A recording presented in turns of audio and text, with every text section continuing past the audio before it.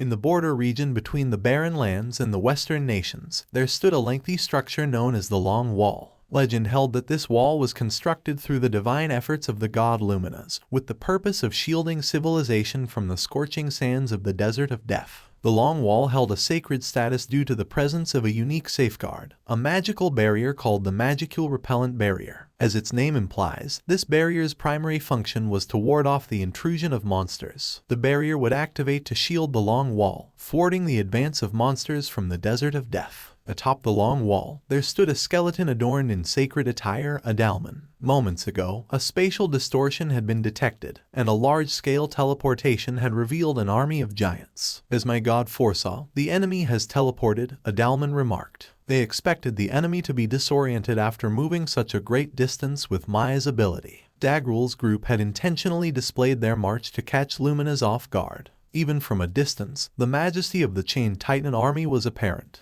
Their quality outweighed their numbers. Each of them was a massive, muscular entity. Packs of various giant species, including giant ogres, cyclops, and multi-armed giants, were closing in. Adalmann chuckled as he observed Dagruel's advancing army. Well, what a magnificent sight. My little skeletons might have their work cut out for them. Just a bit. To be honest, it might be more than a bit. It'll be challenging, but we'll manage. Oh, what's your plan then? Well, I can't say it's much of a plan, but Albert's command is quite adept. Moreover, take a closer look at my army lineup. Adalmann pointed to his subordinates, the Immortal Legion, standing in perfect order. How about that? My god's blessings have even reached the Bone Soldiers. Shion grasped the situation after Adalmann's explanation. In essence, he wanted to show off. Adalmann led the immortal monsters he had summoned himself. The sight of these immortal monsters neatly aligned within the Long Wall was truly remarkable. The primary force was led by 2,000 Death Knights. These Death Knights, under the command of the Death Lord, were immortal knights mounted on death horses. But that wasn't all. Aside from the main force, there were other hidden assets. Positioned along the Long Wall were lower-tier monsters lacking direct offensive capabilities. Their total number amounted to 50,000.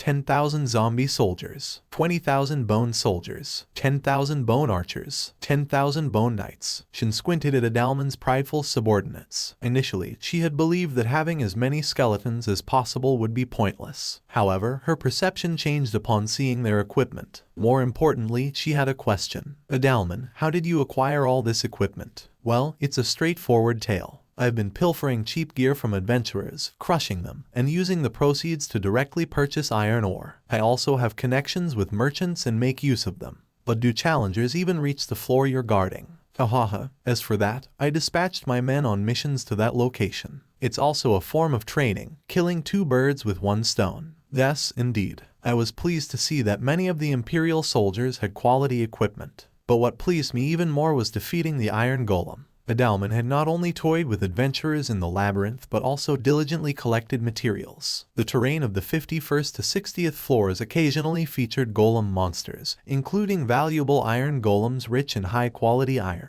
Defeating these monsters and storing them in the labyrinth would eventually yield high-quality magical steel. It served as both combat training and material collection. Seeing Adalmann's abundant financial resources, Shion couldn't help but sigh. Could it be that this guy is making more money than me? Shion suddenly realized. Don't worry about money, Shion-san.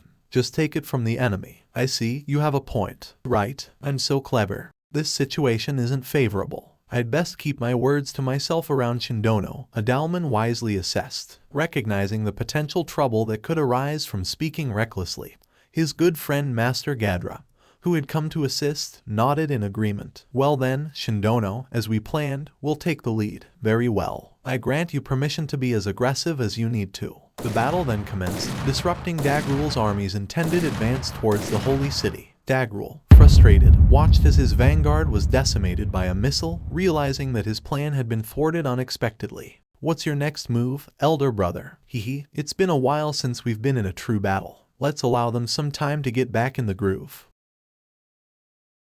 Notice, I have compiled the current state of affairs as concisely as possible. Beginning playback.